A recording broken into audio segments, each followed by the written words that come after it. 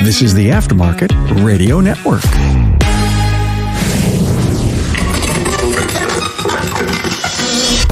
Hey, Carm here, and welcome to the 613th episode of Remarkable Results Radio. You are in for a treat in this very candid and transparent episode. Hey, here's another deep storyline, a story of attitude change and personal growth. Carl Hutchinson from Complete Automotive in Springfield, Missouri helps you by sharing how he overcame negativity to forge a new and positive attitude. He says that he was not always the nice guy that he is today.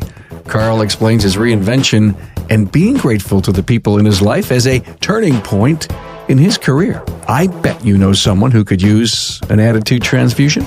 Carl Hutchinson is a founding member of the Midwest Auto Care Alliance, MOACA. His story of attitude adjustment will help many people who listen to his story. If you know someone who can benefit from Carl's story, please share this episode. Hey, this is why I podcast. It's stories like this that keep you in the front row of life in the auto service business. Carm Capriato, the Aftermarket Podcast Guy, and our business acumen today is sponsored by Napa. Thank you for always tuning in and listening to the Aftermarket's original and premier podcast. Napa Auto Care is proud to partner with nearly 17,000 independent repair facilities. Now, with the goal to help members sell more needed repairs, it's no wonder Napa Auto Care is the largest banner program. Now, if you like to learn more, speak to your Napa representative today. Aftermarket Weekly brings you a slice of wisdom from my guest host each and every week, and the only streaming live virtual shop tour. Hey, watch live at aftermarketweekly.com, where you can also see every archived broadcast. Now, the show is now a podcast. Find it on your preferred listening app. Search for Aftermarket Weekly and add it to your favorites. And you can find Carl Hutchinson's other episodes and this episode's key talking points. They reside at remarkableresults.biz/E613. Hey, make this episode your homework. Hey, a warm welcome to Carl Hutchinson from Complete Automotive, Springfield, Missouri. How you doing, Carl? I am doing fantastic, Carm. Thanks. Hey, glad to have you here. We got connected somehow through Jennifer Filson because you were in her book and I wrote the foreword for her book, and it was kind of cool that we hooked up. And I found out some fascinating things about you, an important member of the MOACA community, the Midwest Auto Care Alliance community out there in the great old Midwest. That's right. We love the MOACA community, the Midwest Auto Care Alliance. I'm proud to be a founding member of that group. So, yeah, it's a great group of people to be in. So cool. Spoke to Sherry today, in fact. And the other thing I love about what you're doing that you and I need to get on our soapboxes and encourage the rest of the independents is you're involved in automotive technology education at the college level. We got a great community college here. They have a fantastic program that just continues to grow. They just keep adding things to it. They've added a whole new diesel program to it. It's really encouraging to be on that, to be a part of the future. And I'm on an advisory council. I've learned so much. I'm telling you, man, if you're an independent and listening to us and you haven't done the job of reaching out to the local community college, and here's the reason. I mean, both Carl and I know 80% of the board members and influence is from the dealerships. That's right. The dealerships have really been the big influence in those community colleges. And, you know, they're gleaning out the technicians way before we ever even have a chance at even talking to them. So I would encourage everybody to get involved in their community college, sit on those advisory boards, go in and visit the instructors.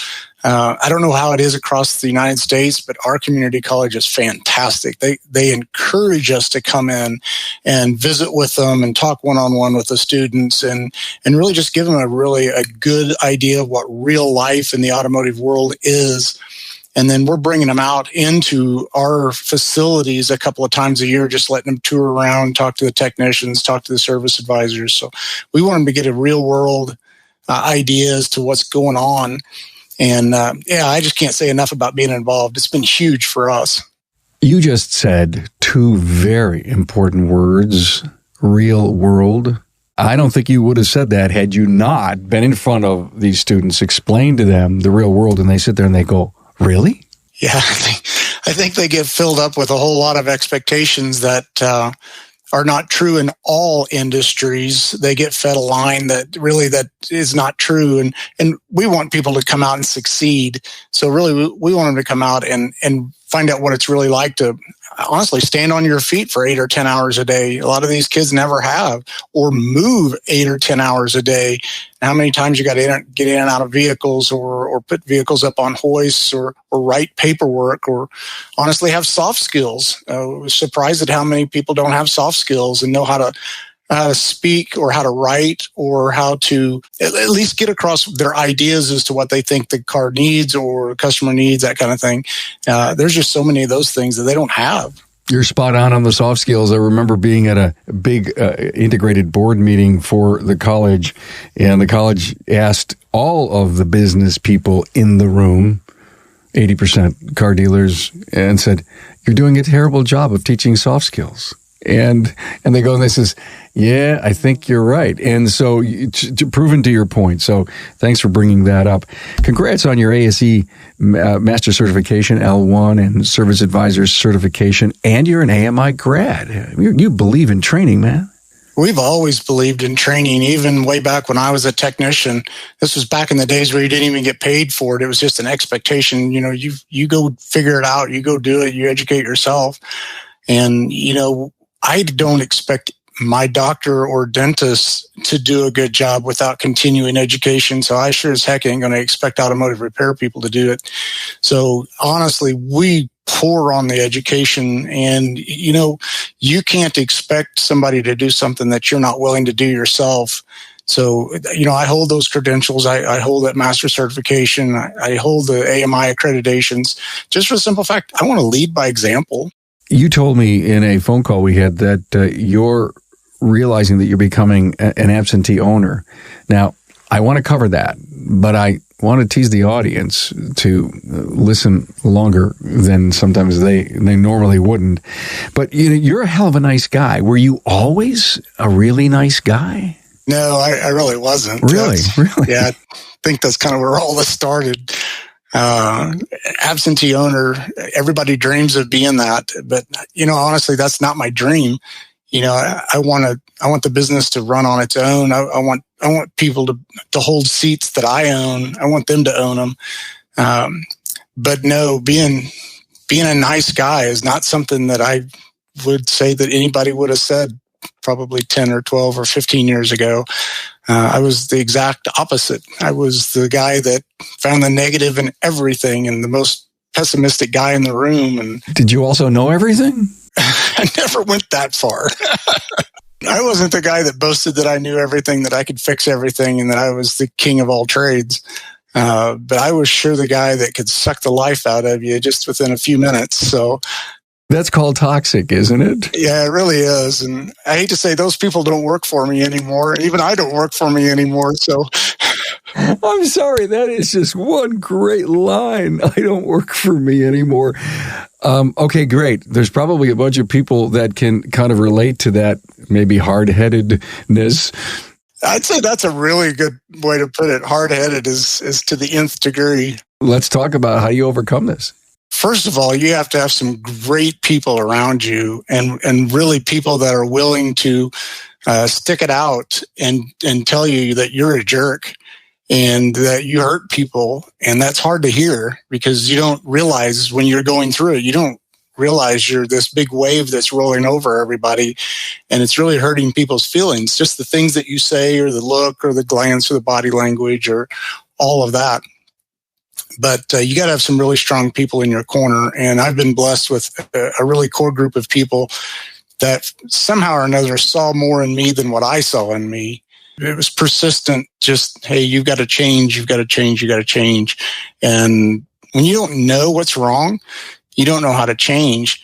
I had this really core group of people that just wanted to just pour into me and keep encouraging me. And, nobody likes to read books. I mean, I never liked to read books, but hey, it's here, read this book, or maybe you ought to attend that seminar. Maybe you ought to attend. Yeah.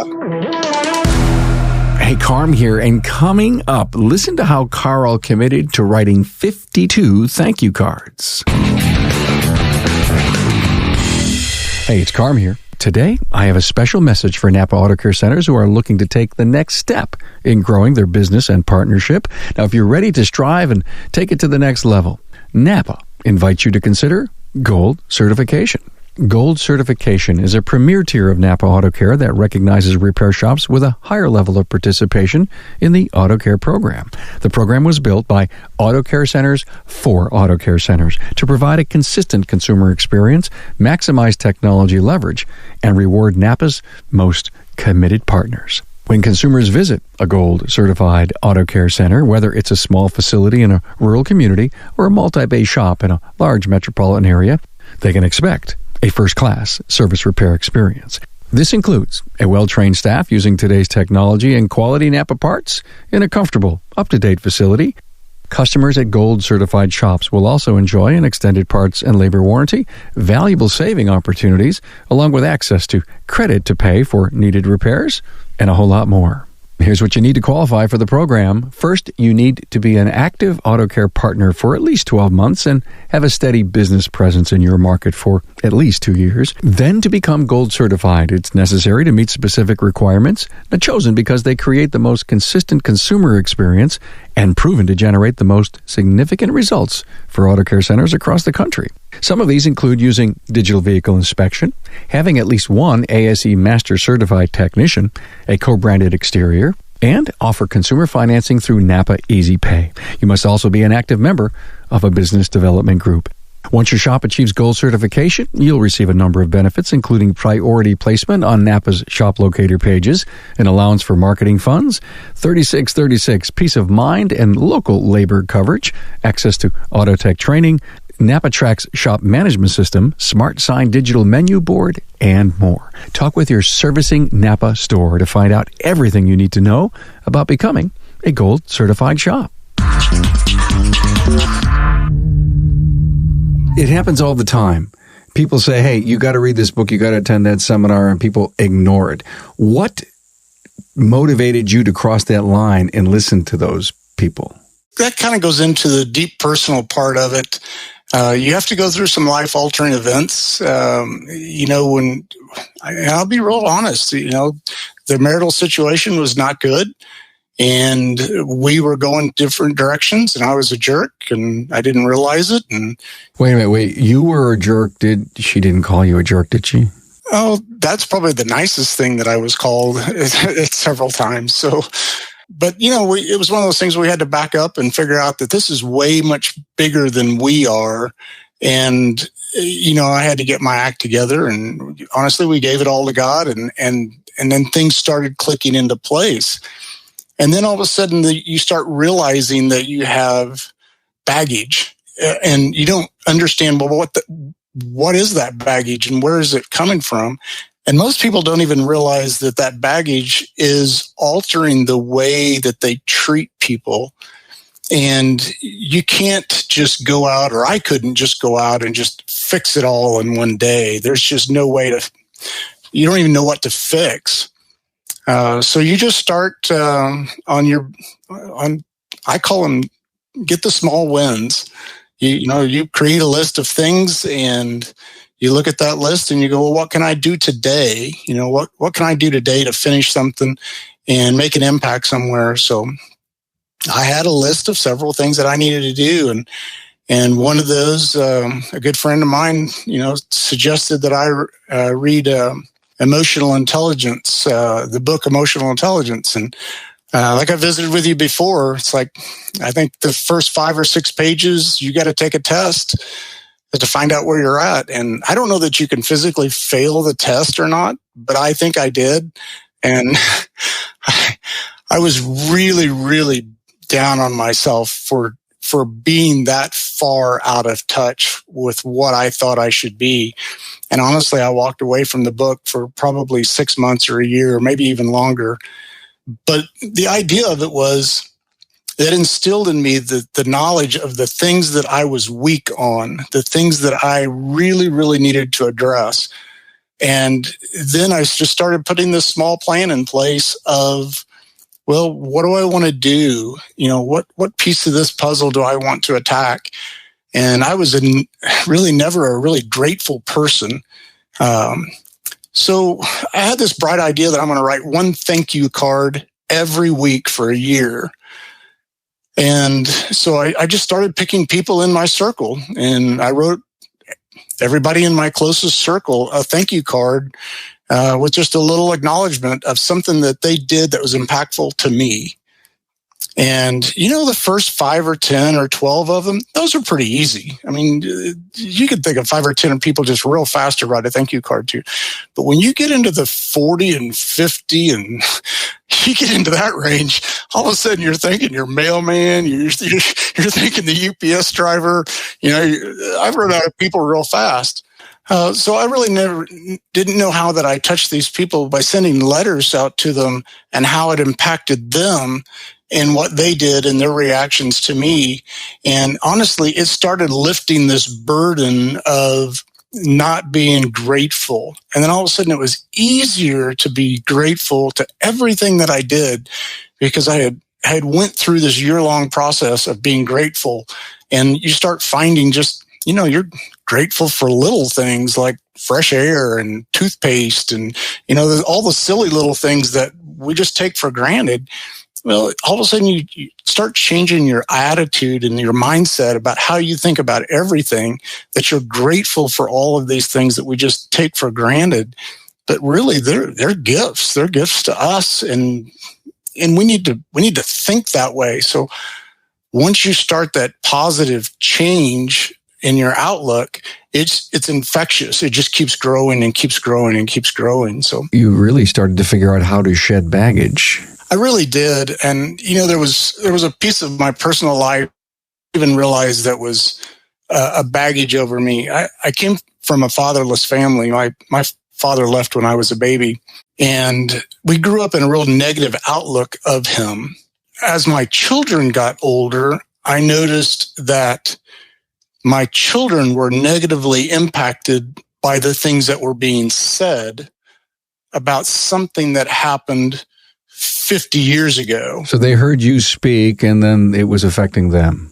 Oh, absolutely. Because I had just this negative outlook about him. And, he's a good guy. He really is. I mean, he's done things well. He's lived a good life. He's raised another family. He's a member of the church, member of the community. But we don't have that. We don't have that positive piece of it. We just only have the negative piece of it. And I realized that I had to bury that. And so I wrote him a letter and said, hey, whatever happened in the past is past. Whatever future we want to have together, we can have together. The ball's in your court. He called me up. We started a relationship. And all of a sudden that baggage, that weight lifted off of, well, what do you do with this person that's in your life but not in your life? And putting the positive pieces in it, not just the negative pieces. And I didn't even realize that it was a huge deal to me until it was over. And then it had a whole different light on the subject. And it was really a weird way to change your personal outlook. But I think more of us have this personal baggage that we drag around with us than what we realize. We think, oh, we can deal with that. That's not a big deal. But you start adding 3 or 4 of these things together and they're hanging on you. Well, all of a sudden you've got a lot of weight on you that is dragging you down in other parts of your life. And honestly, you can't be a good leader, can't be a good mentor to somebody else if you're drugged down and you're not making wise decisions. So it really impacted me. And that's really kind of when things really started, I'd say, go down the other side. Instead of climbing up the hill to fix things, now we're on the other side of it going, well, how can I help other people? What can I do? What are some of the steps that helped you get out into, quote quotes, air quotes, real world? Was it the fact that you started to, join some groups? I mean, you said church. Were there any other things that got you exposed? Oh, yeah. There's so many things that have been just small steps along the way. And joining different groups is huge. And I didn't realize how big of an impact that was, too. Getting in a church and getting involved in our church and really just getting involved with the youth groups and getting plugged in somewhere was a big impact of it. Changing the people that you associate with, and on a friendship basis, and I can't remember who quoted it. It's been quoted so many times over, but you are the average of the 5 people that you hang around with most. And it's true. If you want to be a positive person, you can't hang around negative people. It doesn't work. You can't be the most positive person in the room. So you have to hang around people that are more positive than you. That's the only way it can be. Changing people that you're around, getting into peer groups, having some accountability partners, that's huge. Getting plugged into the community is huge. Just those kinds of things where there's impactful people around you that they want to be around you just as much as you want to be around them. I got it. Now, did you own the business during all this negative stuff? And did you lose a lot of people because of it? We purchased the business somewhere in the latter part of all of this. We'll be on 13 years old this year on our business. My personal change really didn't happen until just shortly after that. It's probably one of the reasons why I wound up buying a business as opposed to being employed. I look back now and I don't know that I would have hired me either. So, first of all, I guess you got to want to change. You have to have the desire to change, and you have to be able to see the other side of, well, what does change look like? And, when you look at other people that are, I hate to say on their game or have it all together, or this person that you're just automatically drawn to, well, what do they look like? And how come I can't be that way? We're only what we tell ourselves that we are. And if you tell yourself that you're a negative person or you're a jerk or whatever, well, that's what you're going to be. But yourself that, hey, if I work a little bit I can be that nice guy. I can be that guy that people want to work for. I can be that guy that my wife wants to be married to, or my children want to have as a father. And you have to figure out what that is and how to change and how to get there. And really, you got to have great people around you. Oh, imagine the impact on the culture of the business. Our culture of our business has changed dramatically since we started. We have an open, friendly family environment, and it's really hard to do in any kind of a business, to get everybody on board and come to work and want to be there and want to camaraderie and know that there's somebody that's leading this company that is a nice guy. We're hold people accountable. We do have to be boss, and we do have to be that guy that hires and fires people. But we're also that guy that loves on them too. We figure out, what do we do to take care of our internal customers and our external customers? Because our internal ones are just as important. We want to know about their families and their children and their hobbies, and how do we support them? What do we do for their birthday? What do we do for their wedding anniversaries? Those kinds of things. And how do we have a great year-end party? That's the fun part. It didn't used to be fun. It used to always be a headache, but now it's fun getting these people together, and they know that there's more to this than just work. There's more to this than just an income. It's more than just a job. It's a huge family. By the way, Jim Rohn was the one who said that we are the average of the 5 people we spend the most time with. You start fixing your attitude, and you probably started to hire better and see that some of the people that were leaving you for all the wrong reasons were staying. That's correct. You hire people that you want them to be like you. And if you're not a nice person, you wind up hiring not nice people. And, you kind of want to clone yourself. But once we figured out the attitude of our business and the positive part of our business, our types of people that were applying for jobs with us started changing. They understand that type of culture that we are, what the opportunities are, and they just start weeding themselves out. And it's really kind of cool because we don't have that many people to respond to ads now that don't fit our culture. They just they can read our ads and figure going to fit or not, or they look at our website, or they call up and talk with us. And, there's just some non-negotiables in our business. And once they figure out what the non-negotiables are, they figure out pretty quick that whether they fit in or not. I love what you said. They can read our ad and figure out what kind of place we are, but also the talk in the industry.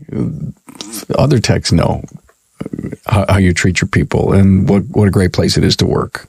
It took a long time, to get a reputation in the industry that's not a good reputation is easy.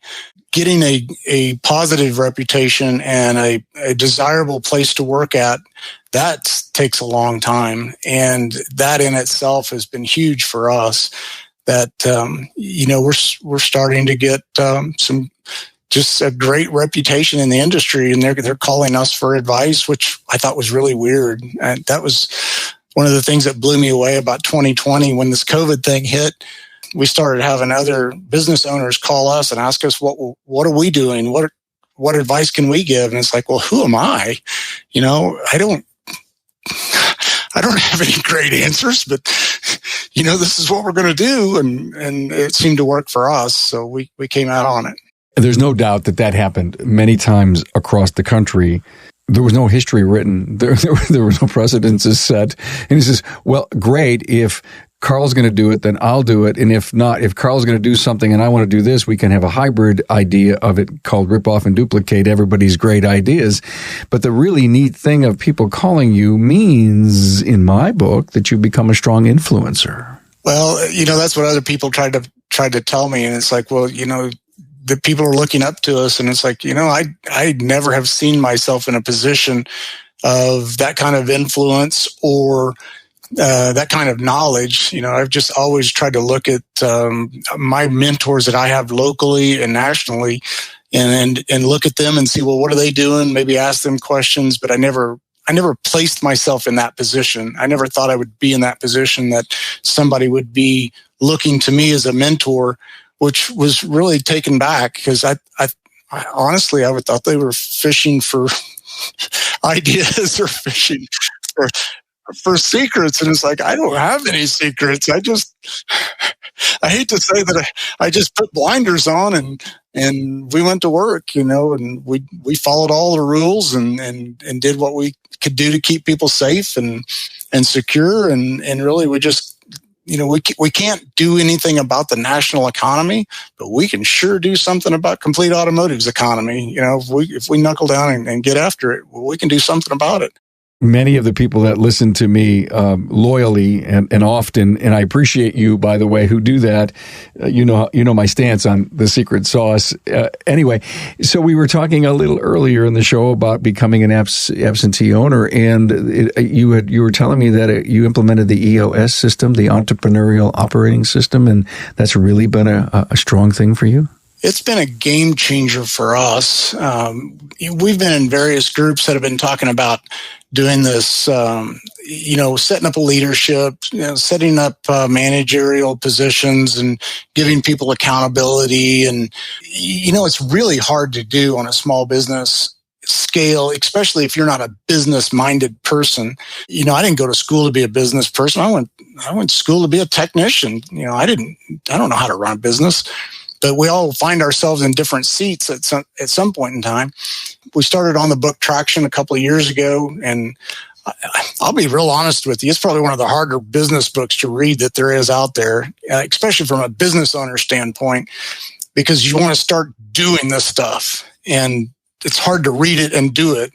So I always tell everybody to stop reading it. Go get the other book, What is EOS? Read it first. Then go read Traction, and then you'll be much better. Where do you fit the book, How to Be a Great Boss? Is that in there somewhere? Oh, yeah, it's right in there. That's another Gino Wickman book. You got to put it right in there. It's three out of 4 books that you got to read. Actually, there's about 5 books you need to read to really get it going good.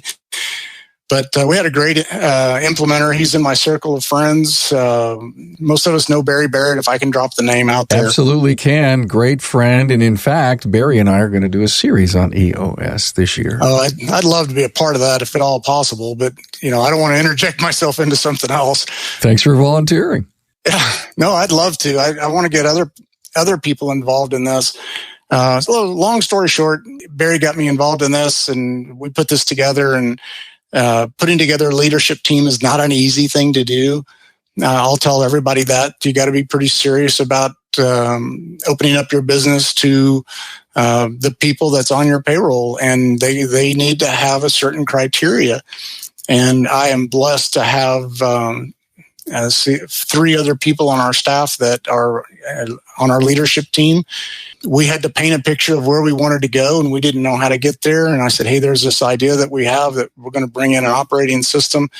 And for us to get where we want to go, we can't get there by doing it the way that we're doing it. And so for us to get to the next step or the next level, we wanted to bring in this EOS system. And it's not an easy task. I'll be the first one to tell anybody. It's not an easy thing to do. When Barry and I sit down and he says, hey, don't be too shocked when this thing takes a year to actually get to the traction part. I thought, we're overachievers. We'll have this thing up and going in 3 months and we'll be rocking and rolling. And that's not true. It takes a year. I mean, it honestly takes a year. I just got out of our L10 meeting just before this, and probably one of the best meetings we've had in a long time, just for the simple fact we're at that year mark now. And to get the system up and going and have people that have ownership in their position, not just the position that they were hired for. So we've got production leaders, we've got sales leaders, we've got an integrator. Each one of those seats holds other seats. I don't know how deep you want me to get into this, but it's pretty deep when you really get into it.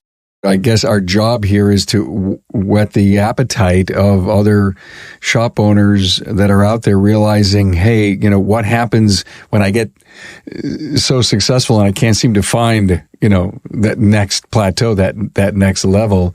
And I continue to hear from so many in the industry that EOS is it. You have to be patient in order to make it work. Boy, that is so true. You have to be patient because, honestly, the first 3 or 4 months, there's a lot of input that goes into it.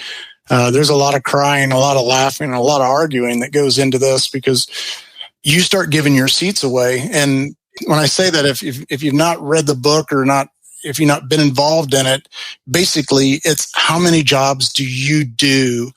And when we did our first planning meeting, we threw them all against the wall, and my staff was shocked at how many things that I had to do that they had no idea about and how important they were. But any one piece of that, if it fell off, well, the business suffered. And, they just said, well, okay, our first plan of action is to give Carl's seats away. And it's like, well, there's only so many people here that are going to take them. So we had to divide them up and conquer them, and now we're really getting the traction part of it. And, it's so cool now that when the leadership team goes, well, I think we ought to do this, and I'll take that one. And I think we ought to do this, and I'll do that. Or, that falls under the sales seat. So, they're going to take care of that one. And it's like, well, wait a minute. I don't have to do that? That's really crazy. I always did that. And I want to do it because I want to learn it before I delegate it. No, Carl. Right. And now, I truly have people around me that are way much better at this stuff than I am. And, now I can back up and do this. This is the stuff that I need to be doing now. And it's honestly, it's being the leader of our company and what is the next step. And honestly, I think everybody that's growing, the ownership, the guy that's doing the ownership and the general manager stuff will absolutely overload himself if he doesn't do some kind of an operating system. And by far, this is like the most awesome thing that there is. So glad to hear it. As I said, Barry and I are going to be doing a series on EOS and some, in the different, I think there's going to be 7 different episodes based on 7 different criteria. I have read Traction. I have read Be a Good Boss, Be a Great Boss. And I'm right now working on the 4 quadrants, by the way. Oh, yeah. 4 quadrants is a fun exercise. Yeah, I started it this morning, and I would say that out of the 30 things that I wrote down, 55% of them were I should be delegating them. Barry and I spoke this morning, and he just said, because I'm looking to do something else, get some more people to help in the business. And And so, you just can't, there's a person that can fog the mirror and, let him do these 10 things. No, let him do the 10 right things. Well, it's so cool. Like I said, we just had our L10 meeting, and one of the things that come up was we needed to hire another support person. And it's like, well, okay, somebody needs to write a job description for that. Wait a minute, that's not me. I don't have to write that job description. That's somebody else's job description because they own that seat. Whoever's going to be the leader over that support person, they get to write the job description. Let me ask you, do you like writing job descriptions? Oh, no. This is too much fun. By the way, I know you're a big community-minded person. The businesses you are, and you're going to come on and do a Town Hall Academy all about giving back to the community. And so I would love to go into it here, but you'll be able to hear Carl on with a panel talking about community in the very near future. Yeah, we're gonna have a blast doing that. Just a total blast. You got some great people doing that one. Jennifer's a blast. Hey, it was great. Would you come back someday or be on a panel again? About any time that you want me to do something, I'll do it. I'll put you on the short list, buddy. I love giving back to this industry. I love to see it succeed. I love to see shops succeed. And honestly, I love to see people succeed within it. And, anything I can do to push that forward, just sign me up. You have a phenomenal story to tell, and they're from the School of Hard Knocks and having a negative attitude, and so glad to hear it. Thank you for being so transparent. Carl Hutchinson, Complete Automotive, Springfield, Missouri. Thanks for being here, man. Absolutely. Anytime. Thanks, Carl. Thanks for being on board to listen and learn from the premier automotive aftermarket podcast. Until next time.